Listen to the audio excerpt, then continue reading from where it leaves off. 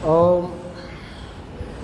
10वीं कक्षा का सूरदास के पद में पहला ही पद हम पढ़ रहे हैं, जिसमें गोपियाँ जो हैं उद्धव को परिलक्षित करके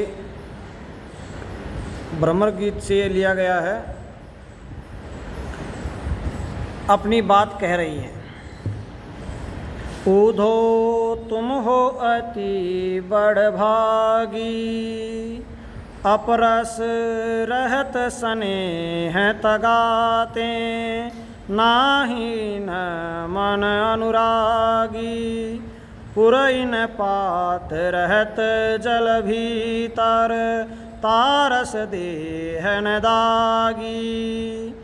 ज्यों जल माह तेल की गागरी, बूंदन ताको लागी, प्रीति नदी में पावन बोर्यों, दृष्टि रूप परागी।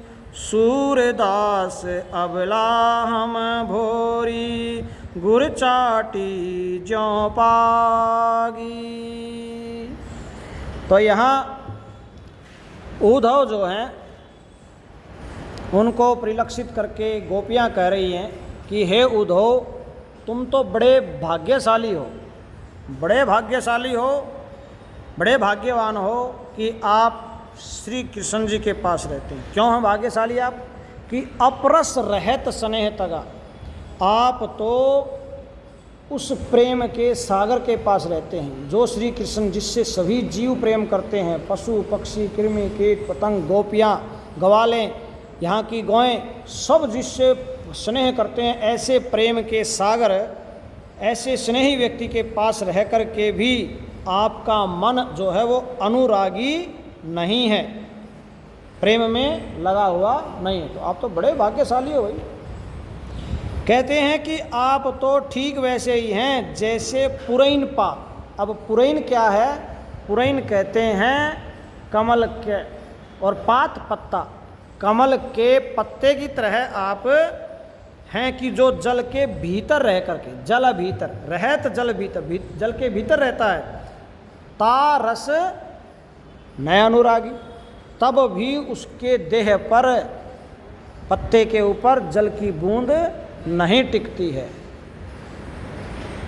फिर कहती हैं ज्यों जल माह तेल की गागरी, आप तो ठीक वैसे ही हैं जैसे तेल की गागर को जल में रख दिया जाए तो उस पर भी बूंद ने ताको लागे, उस पर भी कोई बूंद नहीं टिकती, क्योंकि चिकना गड़ा है ना, तो पानी टिकता ही नहीं है।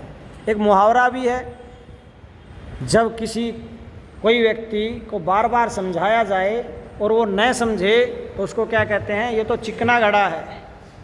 क्या कहते हैं उसको? ये तो चिकना गड़ा, इसके ऊपर कोई बात नहीं लगती। वो मुहावरा भी है। यहाँ कहने का तात्पर्य है कि आप तो ठीक वैसे ही, आप बड़े भाग्यशाली हैं। फिर कहती हैं प्रीति नदी में पावन बोरो, आपने तो प्रेम रूपी नदी में पाँव ही नहीं रखा है, आपने प्रेम रूपी नदी में पाँव ही न रखा है। दृष्टि रूप न परागी, आपकी तो प्रेम के प्रति दृष्टि ही नहीं पड़ी है।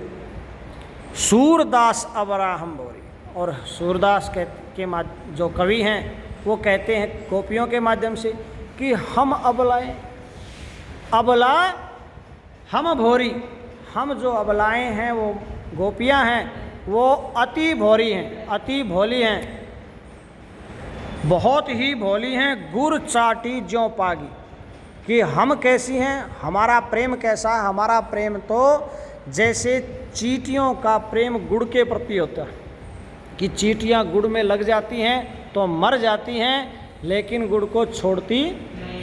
तो ठीक वैसे ही हमने भी श्री कृष्ण की भक्ति को पकड़ लिया है, हम भी श्री कृष्ण को छोड़ने वाली नहीं है।